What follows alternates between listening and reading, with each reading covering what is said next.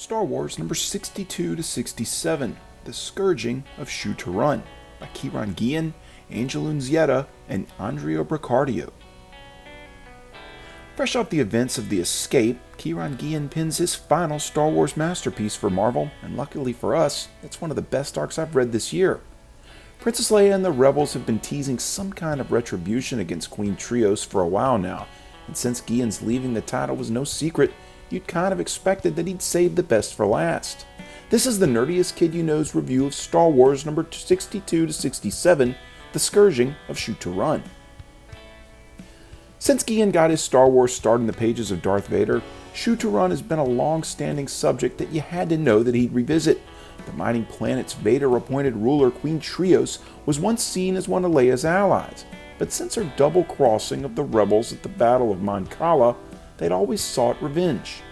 This time, her plan including recruiting a shape-shifting actor named Tunga, the Rogue One famous partisans plus their leader Benthic, and an engineer named Maorti.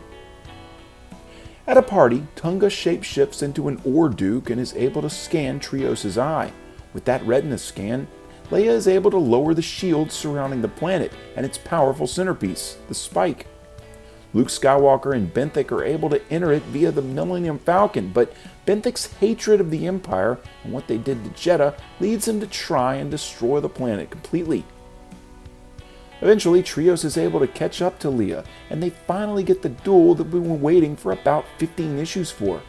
Apparently, the princess is now some kind of ninja master as well, and is able to mortally wound the queen when they all suddenly realize that the spike is going to explode. Although down below the surface, Luke and eventually Leia is able to change Benthic's mind, but it was too late. The mining-rich planet is done for.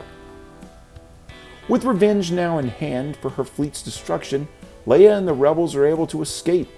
Meanwhile, Commander Kanchar is forced to explain to Vader that his failure to kill the Fab Four, which of course leads to his execution since the Sith Lord wants his children kept alive. With that, and of course along with a tearful note on his departure, Kieran Gillen's last Star Wars arc draws to a close. So with some final thoughts on this story, I'm going to miss Gillen's attention to detail, since way back in issue number 38 when he came to this title, his stories have been nothing less than impressive. Using characters introduced in not only the original trilogy, he also created far more that seamlessly fit the Star Wars canon. I know that Marvel has had a long relationship with Lucasfilm since way before Disney owned both of them, but it's so awesome to see this title allowed to flourish with the same attention to quality that they've had together since 1977. With Marvel vets Greg Pak and Phil Noto set to inherit the series next month, I have no doubt that they'll be able to keep the quality up. I can't wait to see what they have in store for that galaxy far, far away. I give The Scourging of Shu-Torun a well-deserved 10 out of 10. If you like this video, there's hundreds more like it, spanning several current and classic story arcs. Click the boxes here for more playlists. This video is also accompanied by my blog at nerdiestkidyouknow.com.